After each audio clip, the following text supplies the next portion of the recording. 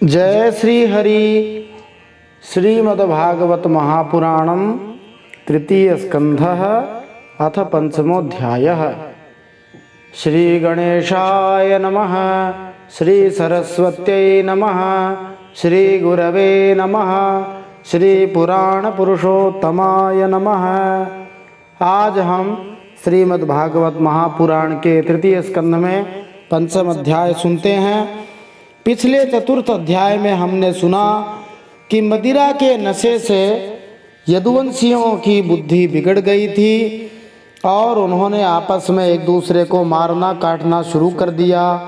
इसीलिए मदिरा नहीं पीनी चाहिए। यह बुद्धि और आध्यात्मिक परमाणुओं का संपूर्ण रूप से नाश करने वाली है। जब यदुवंशी लोग यादव आपस में एक दूसरे को मार रहे थे, तब भगवान श्याम सुंदर सरस्वती के तट पर एक पीपल के छोटे से वृक्ष का सहारा लेकर बाईं जांघ पर दायां चरण कमल रखकर बैठे हुए थे। उस समय श्री भगवान के पास मैत्रेय जी और उद्धव जी दर्शन करने के लिए आए थे। उद्धव जी पूर्व जन्म में वसु थे। विश्व की रचना करने वाले प्रजापतियों और वसुओं के यज्ञ में श्री भगवान को पाने की इच्छा से ही उद्धव जी ने पूर्व जन्म में भगवान की आराधना की थी। इसीलिए उन्हें भगवान का खास निजी सेवक भगवान ने बनाया था। भगवान श्री कृष्ण ने किसे अंतिम जन्म कहा है, तो वैसे तो यह मनुष्य जन्म अंतिम जन्म ही हो सकता है, लेकिन भगवान कहते हैं कि जिस जन्म में श्री भगवान का अनुग्रह प्राप्त कर लिया जाए वही अंतिम जन्म है, अर्थात उसके बाद फिर इस संसार में आना नहीं पड़ता। जो भगवान के चरण कमलों की सेवा करने वाले हैं, उन लोगों को इस संसार में अर्थ, धर्म, काम, मोक्ष इन चारों में से कोई भी पदार्थ दुर्लभ नहीं होता है। भगवान कोई इच्छा नहीं रखते हुए भी कर्म करते हैं। वो अजन्मा है फिर भी जन्म लेते हैं। काल रूप होकर सबको डराने वाले होकर भी शत्रु के डर से भागते हैं और द्वारका के किले में जाकर छिप जाते हैं। स्वात्मा राम होकर भी 16,000 स्त्रियों के साथ विवाह करते हैं। इन विचित्र चरित्रों को देखकर विद्वानों की बुद्धि भी चक्कर में पड़ जाती है। इसीलिए कोई कोई कहते हैं राम चरित्र परम पवित्र और कृष्ण चरित्र परम विचित्र। भगवान के चरित्र बड़े विचित्र हैं। बद्री का आश्रम श्री भगवान का प्रिय क्षेत्र है, जहाँ भगवान श्री नारायण देव और नर ऋषि रूप में लोगों पर अनुग्रह कृपा करने के लिए दीर्घकालीन सौम्य और दूसरों को सुख पहुँचाने वाली एवं कठिन तपस्या कर रहे हैं। यहाँ तपस्या के लिए भी कहा है कि तपस्या सौम्य होनी चाहिए, बहुत ज़्यादा उग्र तपस्या नहीं होनी चाहिए, और दूसरों को दुख देने वाली तपस्या भी नहीं होनी चाहिए। दूसरों को दुख देने वाली तपस्या हिरण्यकशिपु आदि ने की थी, रावण ने की थी। तपस्या कठिन जरूर होनी चाहिए। ऐसी तपस्या वे भगवान नरनारायण हम मनुष्यों के कल्याण के लिए सदा ही करते रहते हैं। बोलिए नर नारायण भगवान की जय। बोल बद्रीनाथ धाम की जय। परीक्षित महाराज ने सुखदेव जी से पूछा कि वृष्णि और भोजवंश के सभी राजा नष्ट हो गए, लेकिन उद्धव जी नष्ट नहीं हुए, वो क्यों बचे रहे? तो सुखदेव जी महाराज ने कहा कि उद्धव जी भगवान के परम प्रेमी हैं और वे भगवान की भक्ति को बढ़ाने के लिए ही यहाँ पर इस धरती पर रहे। इसीलिए उद्धव जी सारे यदुवंशियों के नष्ट होने पर भी नष्ट नहीं हुए। भगवान ने परमधाम जाते समय विदुर जी को याद किया था। यह बात जब विदुर जी ने उद्धव जी के मुख से सुनी तो वे प्रेम से विवल होकर रोने लगे। आज हम इस तृतीय स्कंध के पंचम अध्याय में इन प्रश्नों के उत्तर प्राप्त कर सकते हैं। मैत्रेय जी कहाँ विराजते थे? विदुर जी ने मैत्रेय जी से क्या क्या प्रश्न पूछे? भगवान के प्रेमी भगवत भक्त किन पर कृपा करने के लिए ही संसार में विचरण करते हैं? सभी दुखों को तत्काल अंत करने का उपाय क्या है? विदुर जी जैसे भक्तों को किन लोगों के लिए निरंतर खेद रहता है? काल भगवान श्री हरि विमुख लोगों के अमूल्य जीवन को कैसे काट रहे हैं। विदुर जी किसके पुत्र हैं? संसार में जीवों को जरा भी शांति क्यों नहीं मिलती? ब्रह्मांड रचना के लिए देवताओं ने भगवान से कौन सी शक्ति प्रदान करने को कहा है? आइए इन प्रश्नों के उत्तर आज के इस पंचम अध्याय में प्राप्त करते हैं। जय श्री हरि। श्रीमद्भागवत महापुराणम तृतीय स्कंध अथ पंचमोध्यायः। विदुर जी का प्रश्न और मैत्रेय जी का सृष्टि क्रम वर्णन। नारायणं नमस्कृत्य नरं चैव नरोत्तमं देवीं सरस्वतीं व्यासं ततो जयमुदीरयेत्। श्रीशुक उवाच द्वारि द्युनाद्या ऋषभः कुरूणां मैत्रेयमासीनमगाधबोधं छातोपसृत्या च्युतभावशोध पप्राच शौशील्यगुणाभितृप्तः।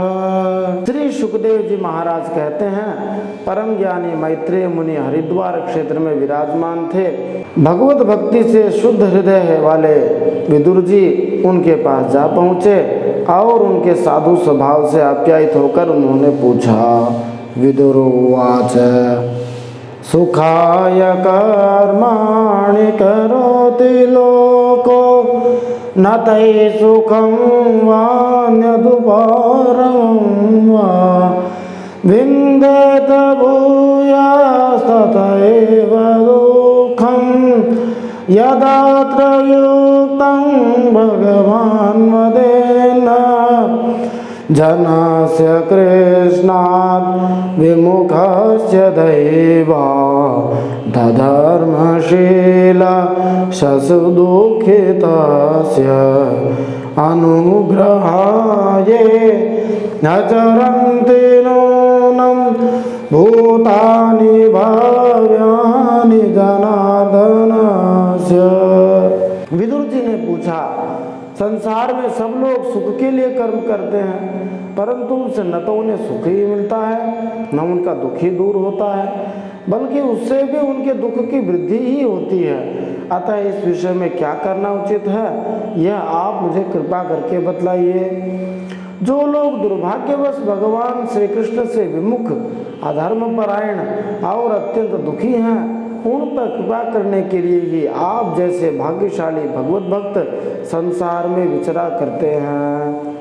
तत्साधुवर्य दिशवर्त्मशम्मा सम्राधितो भगवान् येन पुंसां हृदि स्थितो यच्छति भक्तिपूते ज्ञानं तत्त्वादिगमं पुराणम्। आप मुझे उस शांतिप्रद साधन का उपदेश कीजिए, हे विदुर जी, जिसके अनुसार आराधना करने से भगवान अपने भक्तों के भक्तिपूत हृदय में आकर विराजमान हो जाते हैं और अपने स्वरूप का अपरोक्ष अनुभव कराने वाला सनातन ज्ञान प्रदान करते हैं। करोति कर्माणि कृतावतारो याम्यात्मतन्त्रो भगवान्श्रधीशः यथा ससरे जागृतं निरीह संस्थाप्य वृत्तिं जगतो विदते यथा पुनः स्वे कैदं निवेश शेते गुहायां सनिवृत्तवृत्ते योगेश्वराधीश्वर एकएता धनु प्रविष्टो बहुधा यथासीत। त्रिलोकी के नियंता और परम स्वतंत्र श्री हरि अवतार लेकर जो जो लीलाएं करते हैं, जिस प्रकार अकर्ता होकर भी उन्होंने कल्प के आरंभ में इस सृष्टि की रचना की, जिस प्रकार इसे स्थापित कर वे जगत के जीवों की जीविका का विधान करते हैं, फिर जिस प्रकार इसे अपने हृदय आकाश में लीन कर वृत्ति शून्य हो योग माया के आश्रय लेकर शयन करते हैं, और जिस प्रकार वे योगेश्वर भगवान एक होने पर भी इस ब्रह्मांड में अंतर्यामी रूप से अनुप्रविष्ट होकर अनेकों रूपों में प्रकट होते हैं, वह सब रहस्य आप हमें समझाइए। क्रीडन विधाते द्विजगोसुराणां क्षेमाय कर्माण्यवतार भेदये मनो न दृप्यत्यपि शृण्वतां नः शुश्लोकमौले चरितामृतानि। ब्राह्मण, गाय और देवताओं के कल्याण के लिए जो अनेकों अवतार धारण करके लीला से ही नाना प्रकार के दिव्य कर्म करते हैं, वे भी हमें सुनाइए। यशस्वियों के मुकुटमणि श्री हरि के लीलामृत का पान करते करते हमारा मन तृप्त नहीं होता। यैस्तत्त्वभेदैरधिलोकनाथो लोकान् लोकान् स लोकपालान् अचिकृपाद्यात्र हि सार्वसात्वा निकाय भेदोऽधिकृतः प्रतीतः। हमें यह भी सुनाइए कि उन समस्त लोकपतियों के स्वामी श्री हरि ने इन लोकों, लोकपालों और लोकालोक पर्वत से बाहर के भागों को, जिनमें ये सब प्रकार के प्राणियों के अधिकारानुसार भिन्न भिन्न भेद प्रतीत हो रहे हैं, किन तत्वों से रचा है। येन प्रजानामुदयात्मकर्म रूपा विधानां च विदां व्यधत्त नारायणो विश्वसृडात्मयोनि रेता च नो वर्णय विप्रवर्य परावरेषां भगवान् व्रतानि श्रुतानि मे व्यासमुखादभीक्ष्णाम् अत्रिनुमाक्षुल्लसुखावहानां तेषामृते कृष्णकथामृतौघात्। उन विश्वकर्ता स्वयंभू श्री नारायण भगवान ने अपनी प्रजा के स्वभाव, कर्म, रूप और नामों के भेद की किस प्रकार रचना की है।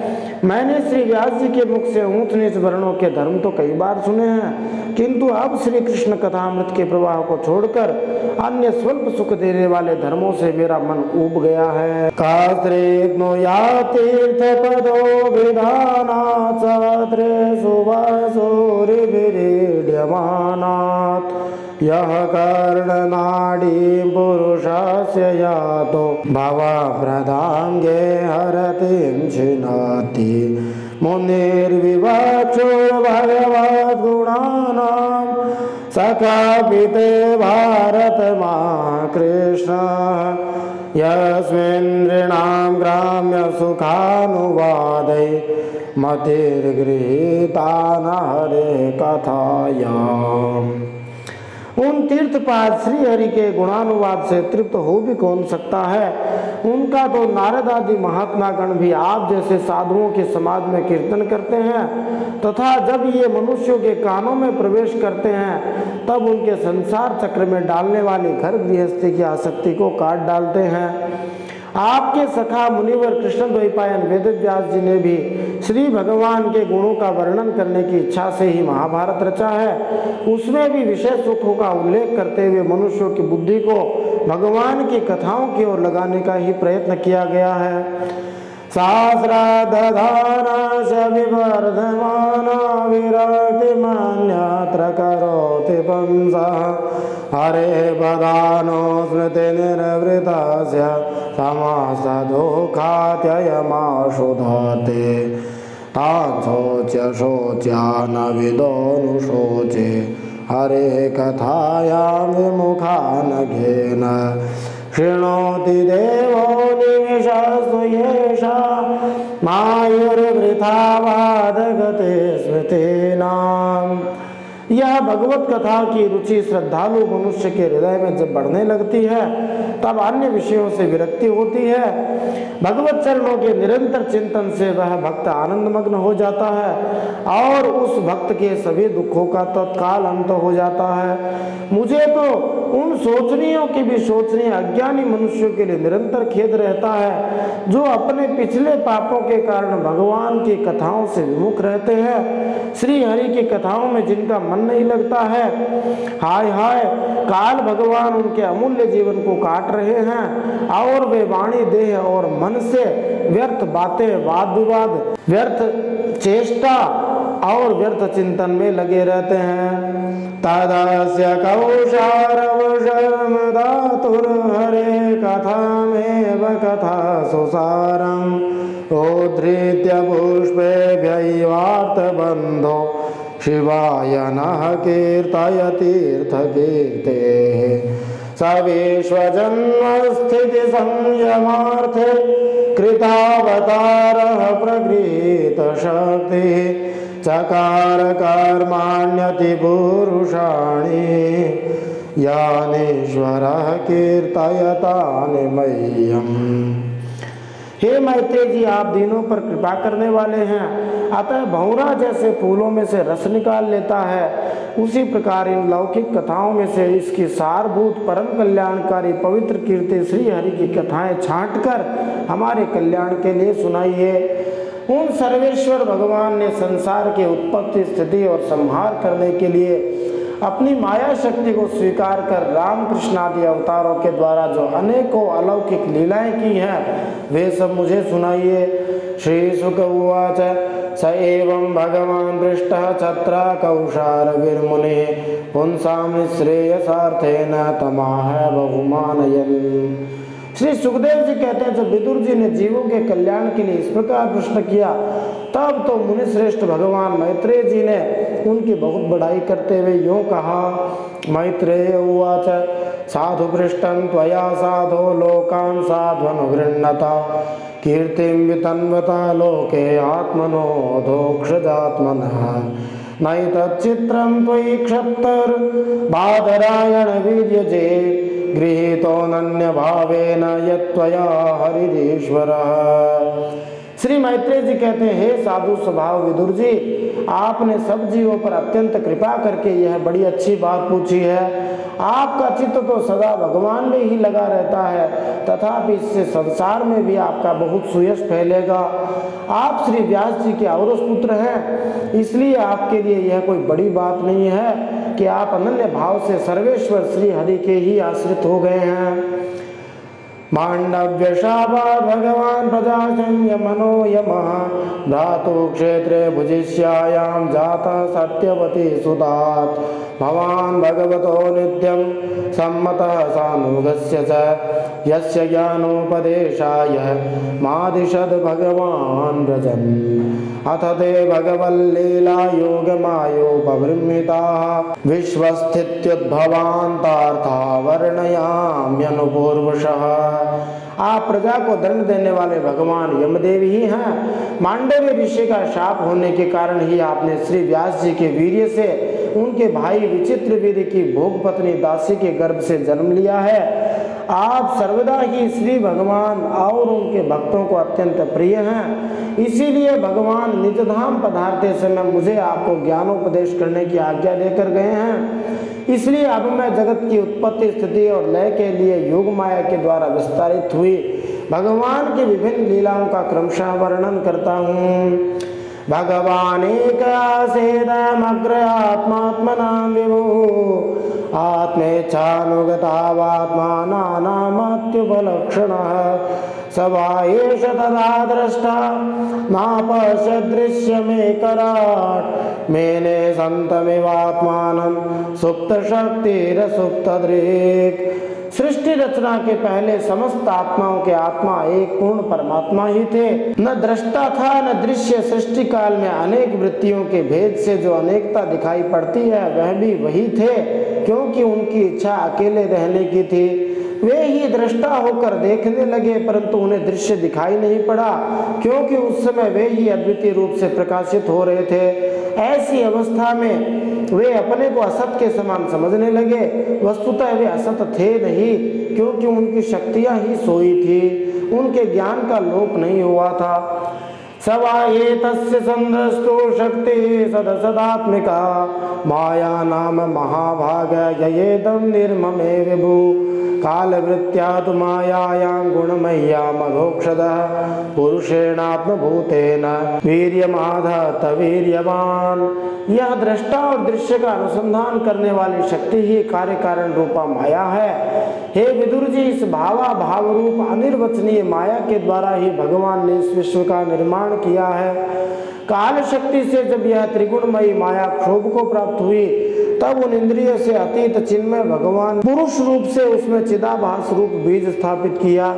ततो भवन महत्तत्वम् अव्यक्ता काल चोदितात् विज्ञानात्मात्मदेहस्थं विश्वं व्यञ्जनस्तमोनुदः सोऽप्यंश गुणकालात्मा भगवद्दृष्टिगोचरः आत्मानं व्यकरोदात्मा विश्वस्यास्य शिश्रिक्षया। तब काल की प्रेरणा से उस अव्यक्त माया से महत्व तो प्रकट हुआ। वह मिथ्या अज्ञान का नाशक होने के कारण विज्ञान स्वरूप और अपने में सूक्ष्म रूप से स्थित प्रपंच की अभिव्यक्ति करने वाला था। फिर चिदाभास गुण और काल के अधीन उस महत्त्व ने भगवान की दृष्टि पड़ने पर इस विश्व की रचना करने के लिए अपना रूपांतर किया। महत्तत्वाद् विकुर्वाणादहं तत्त्वं व्यजायत कार्य कारण कर्त्रात्मा भूतेन्द्रिय मनोमय वैकारिकस्तैजसश्च तामसश्चेत्यहं त्रिधा अहं तत्त्वाद् विकुर्वाणान् मनो वैकारिकादभूत् वैकारिकाश्च ये देवा अर्थाभिव्यंजनम यतः। महातत्व के विकृत होने पर अहंकार उत्पन्न हुआ, जो कार्य कारण और कर्ता रूप होने के कारण भूत इंद्रिय और मन का कारण है। वह अहंकार वैकारिक सात्विक तेजस राजस और तामस भेद से 3 प्रकार का है। अतः अहम तत्व में विकार होने पर वैकारिक अहंकार से मन और जिनसे विषयों का ज्ञान होता है वे इंद्रियों के अधिष्ठाता देवता उत्पन्न हुए।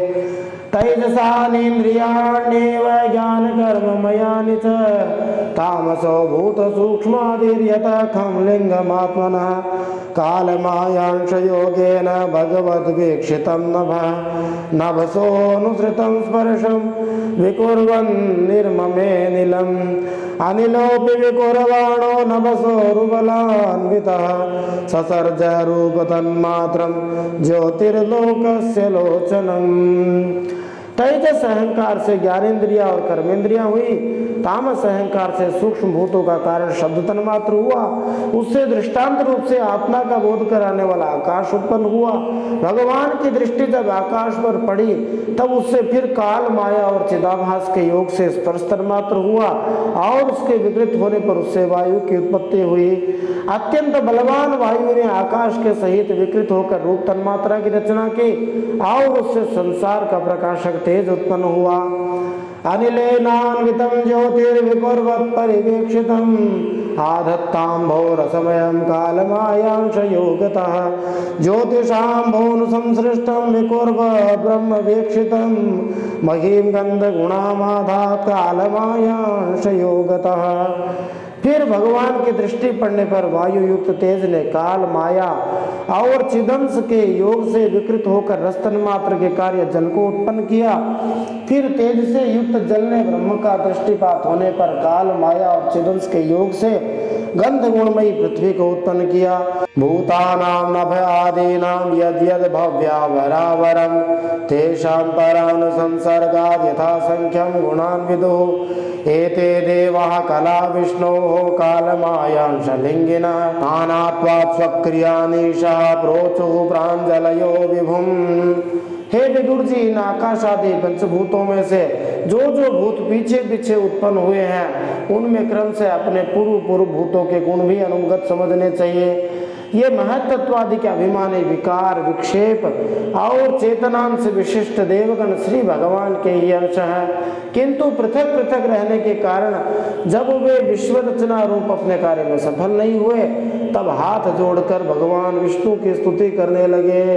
देवा ऊचु नानामते देव पदारविंदं प्रपन्नतापोपशमात पत्रं यन्मूलकेतायतयोञ्जसोरु संसार दुःखं बहिरोत्क्षिपन्ति धातर यदस्मिन् भवयेष जीवा स्थापात्रयेणोपहतान् शर्म आत्मल्लभन्ते भगवंस्तवाङ्घ्रिच्छायां सविद्यामत श्रयेम।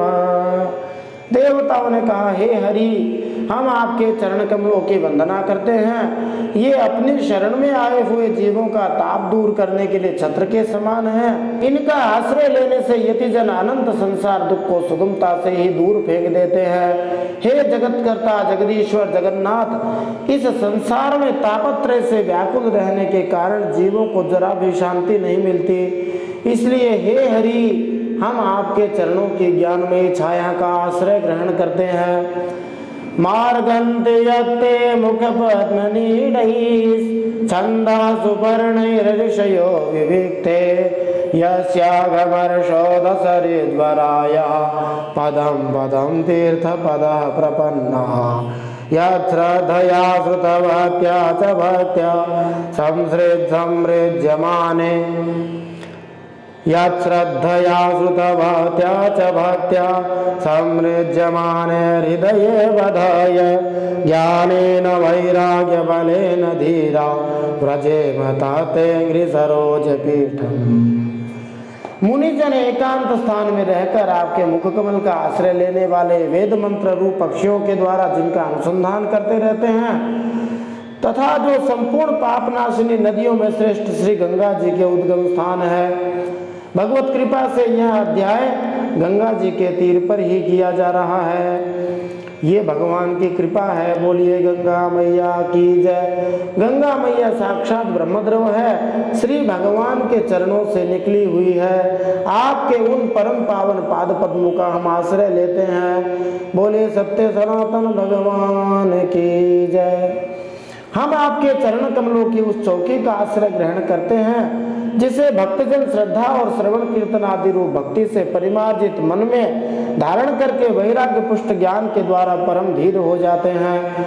विश्वस्य जन्म स्थिति संयमार्थे कृतावतारस्य पदाम्बुजं ते व्रजेम सर्वे शरणं यदीश स्मितं प्रयच्छत्यभयं स्वपुंसाम् यत्सानुबन्धे सति देहगे ममाहमित्यूढदुराग्रहाणां पुंसां सुदूरं वसतो विभुर्यां भजेम तत्ते भगवन् पदाब्जम्।